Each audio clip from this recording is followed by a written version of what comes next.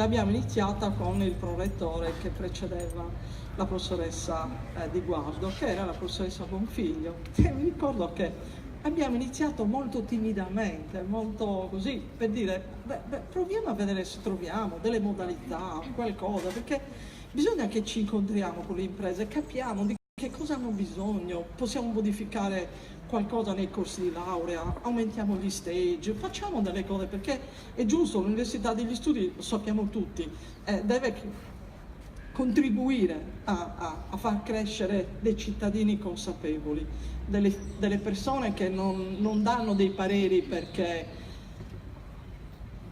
entrano nel web e il primo sito, ti dicono che l'asino vola. Mi sembra che fosse un gioco di quando eravamo bambini, quando ero bambina ma persone consapevoli che sanno dove andare a cercare effettivamente la fondatezza di notizie e riflessioni.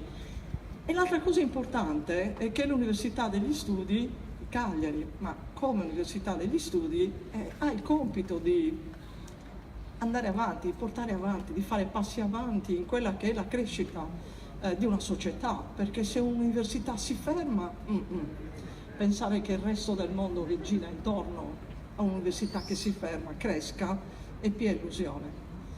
Io l'ho detto tante altre volte, quando mi dicono no, le scoperte più grandi in un garage. Sì, certo, in un garage.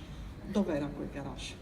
Era in pieno deserto? No, mi pare che fosse vicino a qualche università di quelle brillanti, e dove vivevano e hanno comunque avuto la possibilità di interagire i due o i tre, adesso non ricordo bene, i due che erano in questo garage. Ecco, non facciamoci distrarre da queste cose. Allora l'interazione con le imprese, grazie ad una giunta regionale, adesso non è perché c'è l'assessore Pacci qua.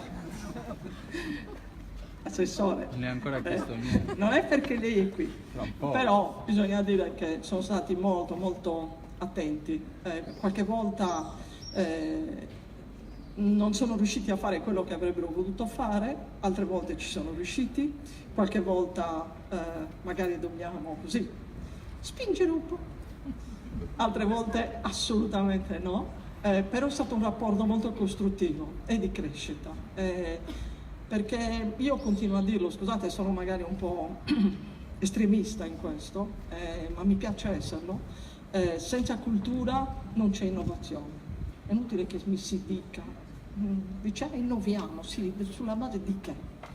E senza contaminazione non esiste l'innovazione. Per cui un posto dove si può fare tutto questo è l'università, e un'altra realtà dove tutto questo può crescere è l'interazione e contaminazione università-imprese.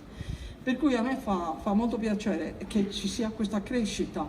L'università ha messo a disposizione dei locali, ma la professoressa Di Guardo scoccia, ne vuole di più, sono stretti, hai capito?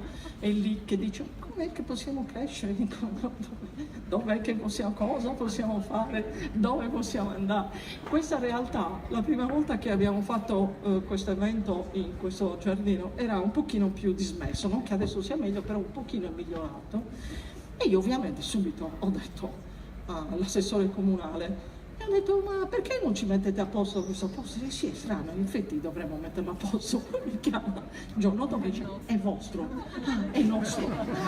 Allora siamo noi che non dobbiamo mettere a posto. No, però abbiamo scoperto una cosa chiara, non lo sapevamo, e che era dell'Ateneo Cagliaritano, tutto quello. E per cui adesso viene fuori il fatto che abbiamo mille idee. Giustamente l'assessore Pacci ha detto, la professoressa Di Guardo, se le chiediamo di suonare, siamo messa a suonare, suona anche bene. Perciò non chiedete, e poi ovviamente ci ha già rubato la professoressa Bonfiglio. E vabbè, la professoressa Bonfiglio ha detto, cosa faccio per la patria, mi molo. E va bene. Adesso basta però, anche perché il professor Pacci torna, io sono il rettore, lui torna, e gli ho già detto che non trova lo studio. È sparito. Dice, ma il mio studio era qui, com'è che c'è la biblioteca del Dipartimento? E il buon rettore ha detto che qui andava la biblioteca del Dipartimento. Per cui è sotto ricatto.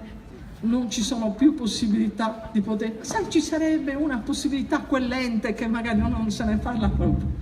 No, vabbè, è un modo per interagire con voi in maniera simpatica, perché è bello quello che stiamo cercando di fare, è bello soprattutto per la nostra gioventù. Io ho già detto altre volte che è una bella gioventù, ha bisogno di esempi, ma ha bisogno anche di stimoli, di vedere che quello che fa e che prova a fare poi ha dei risultati. Noi nel nostro piccolo cerchiamo di farlo, le istituzioni le abbiamo sempre sentite molto vicine, la Giunta l'abbiamo sempre sentita molto vicina. Non si riesce a fare tutto, però molto sì, e questo ovviamente è merito. Non posso non dire, perché lo vedo, è lì, Sardegna Ricerche, con cui ogni tanto litighiamo, non è mica che glielo mando a dire. Dico, ma com'è che Sardegna Ricerche non fa questo, non fa quest'altro, non fa questo? Aspetta un attimo, perché dobbiamo riprendere un momentino?